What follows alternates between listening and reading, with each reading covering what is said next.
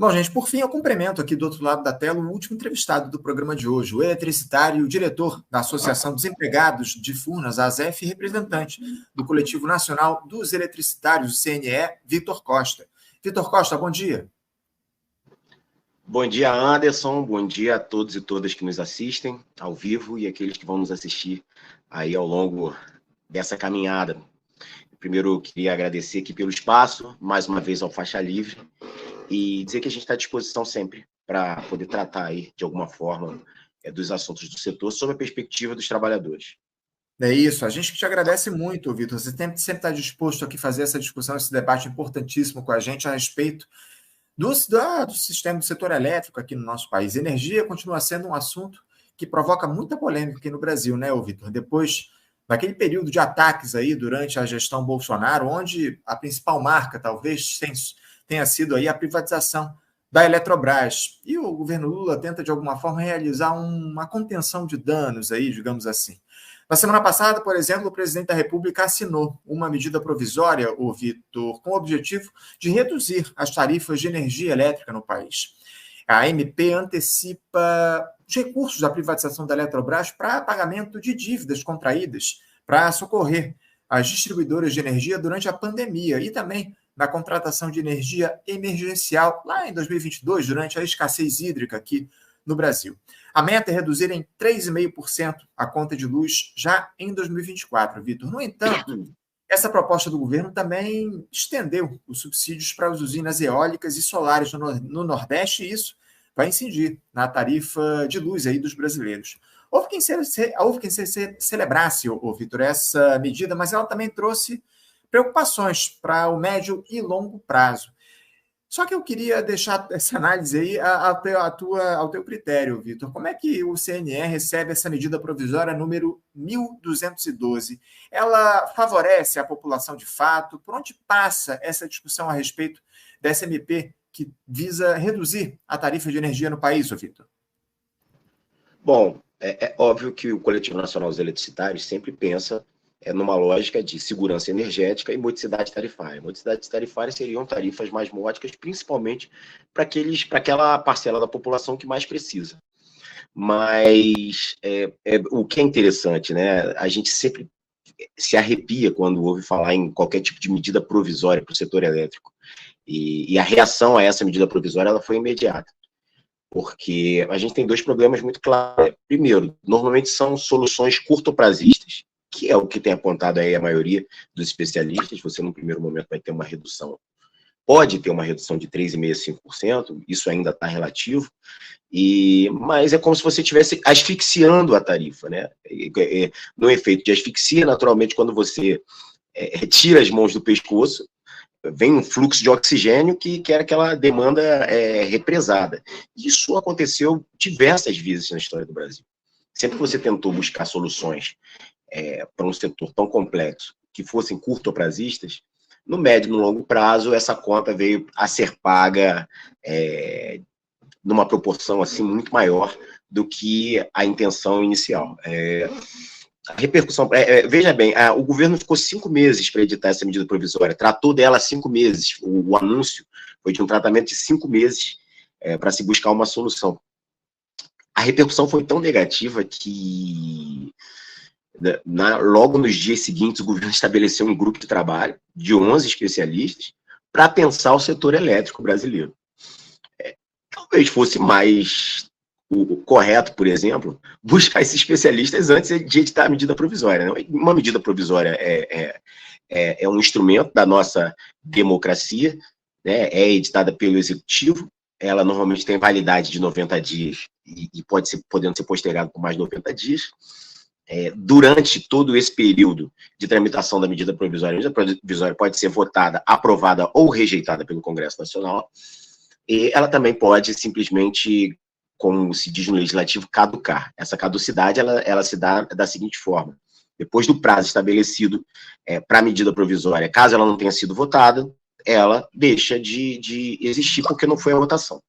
Ela não pode ser convertida em lei, não pode ser sancionada, enfim, o presidente da República não pode estabelecer vetos, por exemplo.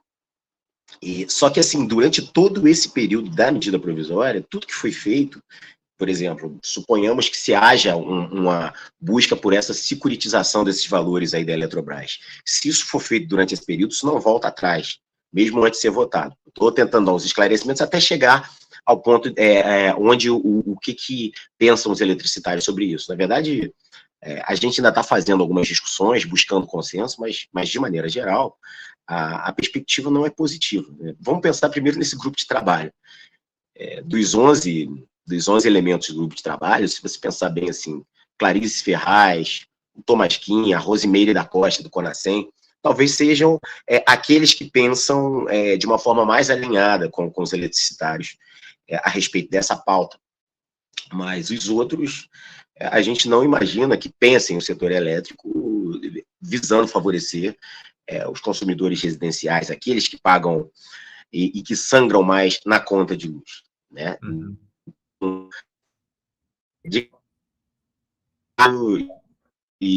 Não só com a efetividade dele, mas com a formação, Vitor, ela já é muito grande. A gente tem uma avaliação ruim da medida provisória. A gente está com problema, Vitor, peço desculpas até por te interromper, a gente está com um problema aqui na tua transmissão, a gente está com uma lentidão aqui na tua conexão. Eu acho que agora a gente já retomou aqui, eu quero que você pode ficar à vontade para você retomar a tua fala. Tá. Bom, como estava falando, assim, quando o governo busca esses recursos advindos da privatização da Eletrobras, que são algo em torno de 27 bilhões na conta de desenvolvimento energético, que seriam pagos até 2052, ele, de certa forma, está validando esse processo de privatização. Quando ele obtém esses recursos, da mesma forma que o governo faz um discurso de retomada da Eletrobras para o povo brasileiro, quando ele se utiliza dos recursos advindos da privatização da Eletrobras, ele, de certa forma, está legalizando essa privatização, o que para nós é muito ruim. Enfim, eu acho que a gente tem que as nossas atitudes, elas devem ser coerentes com as nossas palavras. Então, se o governo pensa em retomar a Eletrobras para o povo brasileiro, buscar antecipação de recursos advindos da privatização da Eletrobras é uma contradição, tá?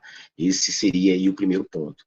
Além disso, esses 27 bilhões, que já foram 32 bilhões, o governo Bolsonaro antecipou 5 bilhões, logo que a Eletrobras foi privatizada, eles seriam pagos até 2052, para, de certa forma, amortecer o efeito da tarifa, o efeito da conta de luz, do aumento da conta de luz por conta da privatização da Eletrobras. Para que se tenha uma noção, esses valores já são considerados inócuos na sua origem. É uma projeção da Fiesp, tá? Não estou falando nem uma projeção da CUT. Na época da privatização, se entendia que nesse processo aí de novas concessões por 30 anos, a gente teria um impacto na conta de luz dos brasileiros e brasileiras de 400 bilhões de reais. Então, assim, o efeito desses 27 bilhões ao longo desses 30 anos já seria inócuo, tá? E se a gente for parar para pensar para que vai servir essa antecipação, enfim, você falou aí da extensão de alguns subsídios, principalmente para a energia fotovoltaica. Toda vez que você faz extensão de subsídios, que você, enfim, faz arremedos nesse setor, a conta vem ali na frente. Por isso que eu digo que causa arrepios aos maiores especialistas. E um outro risco grande que a gente tem nessas medidas provisórias de energia são os jabutis. Perceba, o Brasil foi para a COP26, assumiu um compromisso de descarbonização num mês, e no mês seguinte o Brasil aprovava a privatização da Eletrobras, aumentando em 33% o número de térmicas no Brasil, uma baita contradição, um jabuti. Então, sempre que você coloca uma medida provisória no setor de energia, você está abrindo aí possibilidades para esses jabutis, né? Então, e assim como você falou também muito bem, a busca por corrigir alguns equívocos do governo Bolsonaro, como a conta Covid. A conta Covid é para a gente imaginar, né? As distribuidoras têm um fluxo de caixa que conta com o consumo. Como na pandemia você teve aí uma redução absurda do consumo, o governo deu subsídios através dessa conta Covid para tentar regularizar o fluxo de caixa dessas distribuidoras. A lembrar, na época, que era o mesmo governo que resistia demais a dar valores para o auxílio emergencial, mas correu para socorrer os bancos e as distribuidoras de energia. E essa conta da crise hídrica, né, enfim, também muito relativa, né? Falava-se numa crise, na maior crise hídrica de 120 anos e num período seguinte, depois deles contratarem as térmicas, 6 meses depois, a gente atingiu aí níveis históricos nos reservatórios. Então, são contradições, são heranças malditas do governo Bolsonaro, mas que deveriam ser buscadas através de uma solução de longo prazo e de consenso no setor, que pudesse realmente ouvir, antes de se tomar esse tipo de decisão, de editar uma medida provisória como essa, ouvir todos os membros do setor e pensar o setor para daqui a 10, 20, 30 anos, e não para soluções de 1, 2, 3 anos, que vão ser revertidas ali na frente. Então, a crítica que nós fazemos primeiro, das soluções curtoprazistas, e segundo, da validação da privatização da Eletrobras, uma vez que são os recursos da privatização que estão sendo utilizados e antecipados.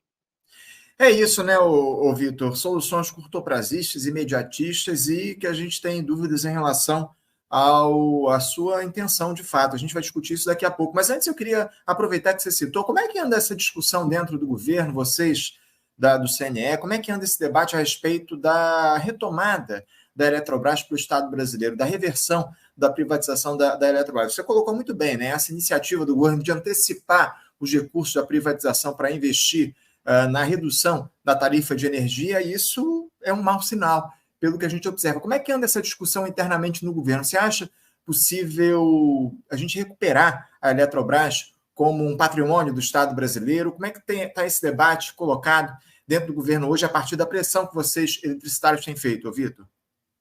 Bom, a Eletrobras foi privatizada em junho de 2022.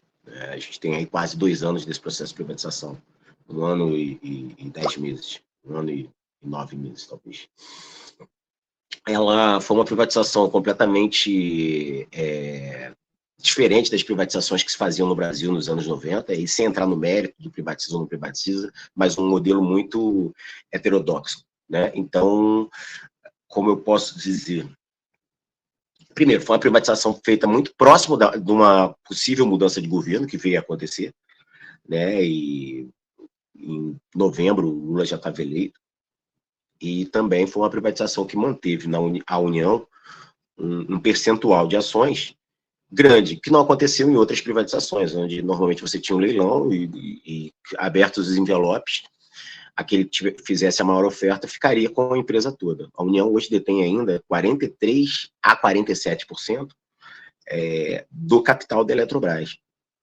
E, no entanto, por um subterfúgio e uma interpretação equivocada da lei da privatização, hoje se aplica a ideia de que qualquer acionista só pode votar com o máximo de 10%, mesmo a União, que já detinha as suas ações antes. Bom, feita a privatização, nós, Coletivo Nacional dos Elicitários, nos mobilizamos já no dia seguinte para a retomada da Eletrobras para o povo brasileiro. Primeiro, porque a gente acreditava na eleição do presidente Lula, fomos às ruas para ajudar na eleição do presidente Lula. O presidente Lula colocou isso na plataforma de campanha da chapa Lula-Alckmin, o interesse, o objetivo de retomar a Eletrobras para o povo brasileiro. Quando se iniciou o processo de transição entre governos, isso foi reforçado. Quando o presidente Lula fez a primeira mensagem ao Congresso Nacional, no primeiro trimestre do ano passado, isso também foi reforçado. E de materialização de fato, qual foi, além das diversas declarações públicas do presidente Lula, de que a privatização da Eletrobras tinha sido um crime de lesa pátria. De fato, a ação tomada mais contundente da União do governo em relação à questão da Eletrobras foi o ingresso de uma ação direta de inconstitucionalidade no STF, no Supremo Tribunal Federal, seria a ADI 7385, tá?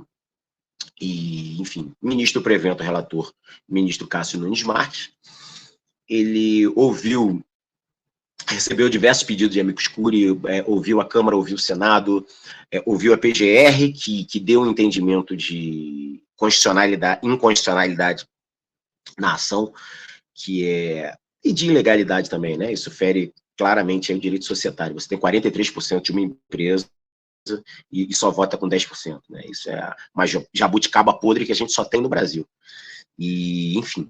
Bom, depois disso, começaram a surgir rumores na imprensa de que poderia haver um acordo, uma espécie de tentativa de conciliação, onde o governo toparia abrir mão do capital votante que ele tem aí, de certa forma, esterilizado, enfim, ele tem 43%, só vota com 10, tem 33% de ações que a gente diz que são nem ordinárias, porque não dão direito a voto, nem preferenciais, porque não dão preferência nos dividendos. Esses rumores, eles aconteceram a partir até de uma proposta do então Procurador-Geral da República, o Augusto Aras. Na época, o PGR disse, olha, eu reconheço que é inconstitucional, reconheço que é ilegal, reconheço a tese do governo, no entanto, acho que as partes devem buscar uma conciliação. E o que para nós soa muito estranho, porque se é ilegal, se é inconstitucional, é binário, né? É ilegal, não é? É inconstitucional, não é? Você não pode conciliar algo que está ferindo aí as leis do Brasil, né? Então, isso primeiro nos causou bastante estranheza.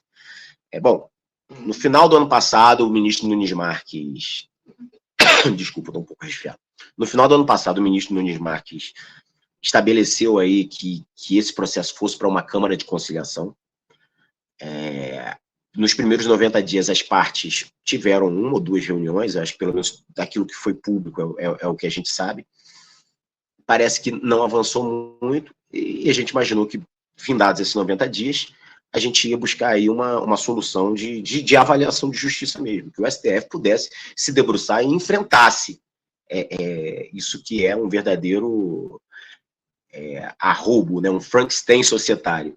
E, na verdade, para nossa surpresa, houve um pedido de ambas as partes para se postergar esse prazo por mais 90 dias, o que para nós liga, de certa forma, um alerta, porque se você pede postergação é porque você tem interesse em tentar buscar, de fato, uma conciliação. E a gente entende que, pelo menos pelo que tem saído na imprensa, uma conciliação não vai ser boa para o governo, não vai ser boa para o Brasil. A gente tem aí acionistas minoritários que, durante esse período entre a privatização da Eletrobras e a eleição do Lula, fizeram uma assembleia, elegeram uma chapa para o Conselho de Administração que fica por lá por 5 anos, e você não tem nenhum membro do governo federal hoje, que é o maior acionista, dentro do Conselho de Administração. É uma loucura atrás da outra. Então, se você, dentro de um cenário desse, com elementos tão frágeis, tão contraditórios, e claramente declarados como ilegais pelos maiores especialistas em direito societário e direito constitucional, a gente entende que o governo deveria ter um fim para que se pudesse ter um entendimento e retomar, de fato, a Eletrobras para o povo brasileiro. A gente entende que quando você faz essa medida de tentativa de conciliação, por exemplo, você tem um conselho de administração que tem 9 conselheiros, suponhamos, o governo ganha 3 cadeiras, antecipa esses valores aí da CDE, que é o objeto, por exemplo, dessa medida provisória, e tudo bem, vai continuar perdendo de 6-3, tudo bem, ainda que consiga formar uma maioria no conselho de administração, quando chegar na Assembleia vai perder, e enfim, a Eletrobras vai continuar sendo tocada pelos acionistas minoritários, que tem uma agenda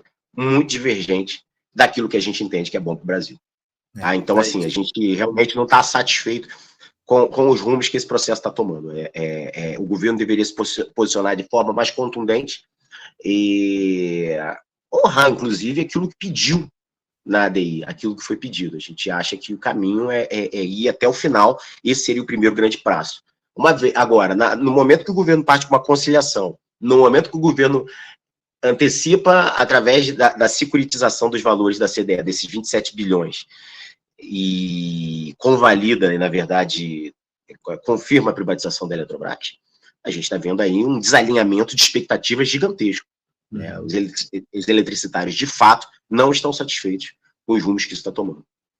Falta uma postura, acima de tudo, mais incisiva e mais corajosa dessa gestão em relação ao setor elétrico, não só ao setor elétrico, né? O governo está muito reticente aí nas suas ações a partir das cobranças que surgem, das pressões que estão colocadas, da construção, na verdade, dessa gestão de ampla aliança dos interesses que se colocam aí em relação ao governo. Para a gente fechar aqui, Vitor, já ultrapassei um pouquinho o nosso tempo, eu queria te perguntar a respeito do seguinte: você acha que essa medida do governo de estabelecer essa MP para reduzir a tarifa, isso pode estar ligado de alguma forma ao fato da gente ter, em 2024, um ano eleitoral? É interessante para o governo ter uma conta de energia mais de energia elétrica mais barata nesse curtíssimo prazo, justamente para influenciar a posição, a iniciativa, enfim, a intenção dos brasileiros nas urnas e outra. Sejam trabalhar no Congresso no sentido da revogação da SMP, de que ela não seja renovada, que ela não se transforme em uma medida definitiva. Como é que vocês, eletricitários, vão fazer esse diálogo com os deputados, com os parlamentares a respeito dessa medida provisória que caduca em 120 dias, caso não seja votada? Como é que vocês veem essas questões, o trabalho que vocês vão fazer e também essa intenção eleitoreira, digamos assim, do governo Lula estabelecer a SMP nesse momento, antecipando os recursos da privatização da Eletrobras?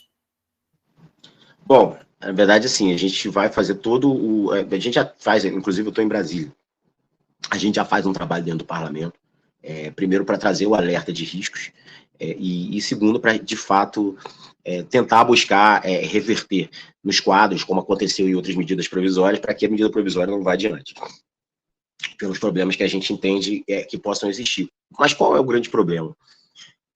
De fato, enquanto a medida provisória ela estiver valendo, enquanto ela não for votada, todas as ações que são tomadas, ela tem um sentido de decreto, né? Uma ideia de decreto. Todas as ações que são tomadas, elas não são reversíveis, né? Você, por exemplo, se você fez todo um processo, eu vi que depois do estabelecimento do grupo de trabalho, o governo já estabeleceu também um cronograma de 10 dias para saber o modelo dessa securitização.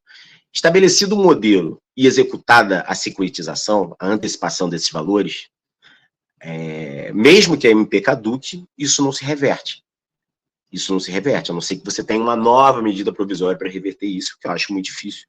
Agora, quando você fala aí, na sua primeira fala, que isso pode ser um estímulo aí eleitoreiro por conta das eleições de 2024, é importante a gente ligar o alerta da seguinte forma. O processo de descotização das usinas, que enfim, eu vou tentar explicar de uma forma mais didática para que todos que nos assistem. Você imagina que você fez grandes hidrelétricas e no período de 30 anos, quando você construiu essas hidrelétricas, você pagava uma energia elétrica produzida ali mais cara, porque você tinha que pagar o custo da obra, né? E, por conta disso, muitas dessas hidrelétricas, depois de pagas, passaram a ter uma energia mais barata, porque elas estavam amortizadas, né?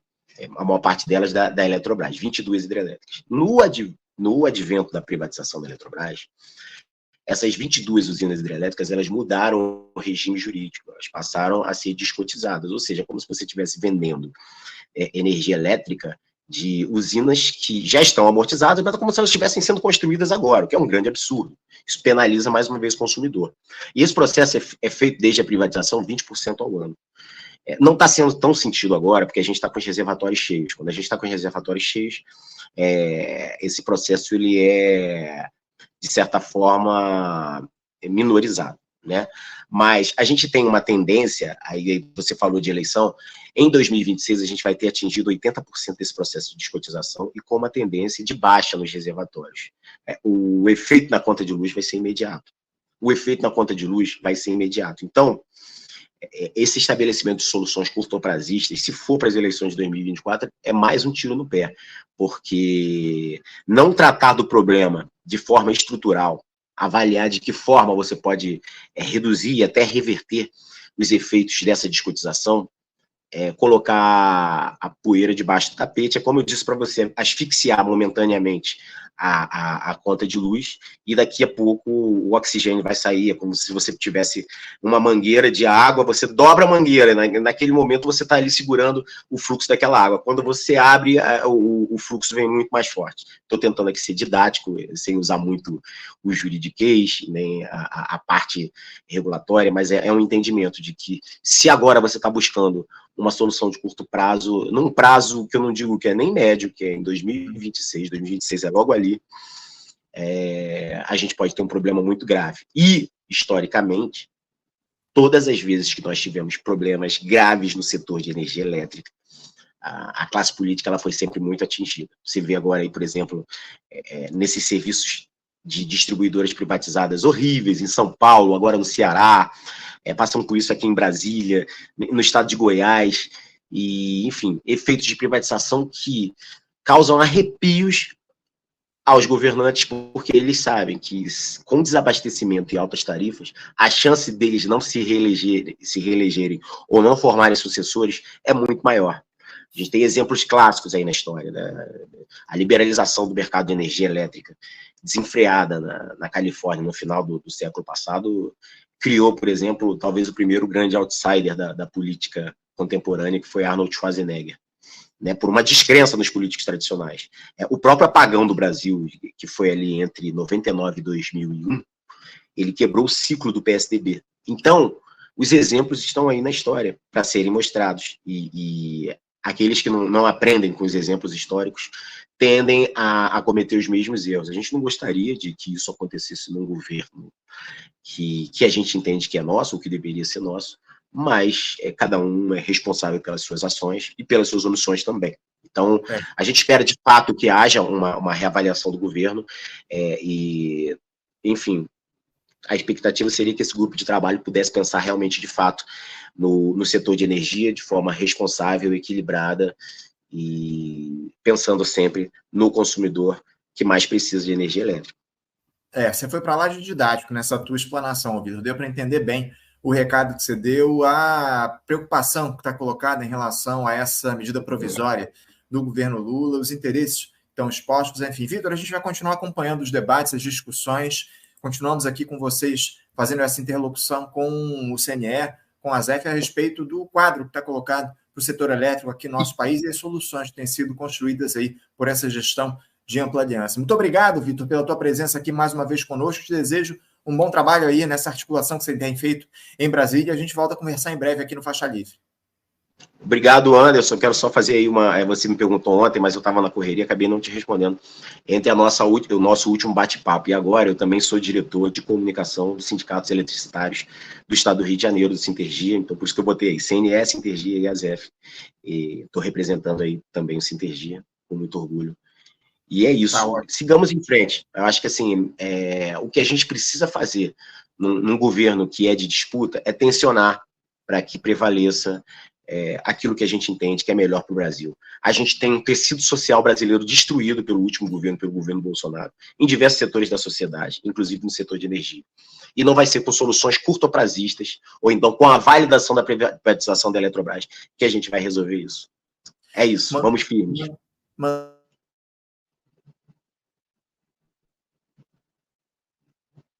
Manter o tecido. Obrigado, Vitor, pela tua presença. Mais uma vez, um abraço para você. Até a próxima. Conversamos aqui com o Vitor Costa. Vitor Costa, como eu citei aqui, eletricitário, diretor da Associação dos Empregados de Furnas, ASEF, representante do Coletivo Nacional dos Eletricitários e também assessor de comunicação aí, como ele falou, do Sintergia, representante do Sintergia. O Vitor falando aí, dando, sei lá, um choque de realidade a respeito da SMP do governo Lula, que visa reduzir a tarifa de energia elétrica, os prejuízos que isso pode provocar ao longo do longo prazo aqui no nosso país. Enfim, as intenções estão colocadas, muita preocupação em torno dessa questão. O setor elétrico é fundamental para um país que se deseja soberano. E é isso que a gente precisa lutar, pela soberania nacional, pela recuperação da Eletrobras enquanto patrimônio do nosso país, patrimônio do povo brasileiro. Vamos encerrando aqui, gente, a edição de hoje do Faixa Livre. Muito obrigado pela presença. Já deram o likezinho de vocês? Aproveita agora, nesse momento final aqui do programa, deixa lá a sua curtida aqui no Faixa Livre, é muito importante.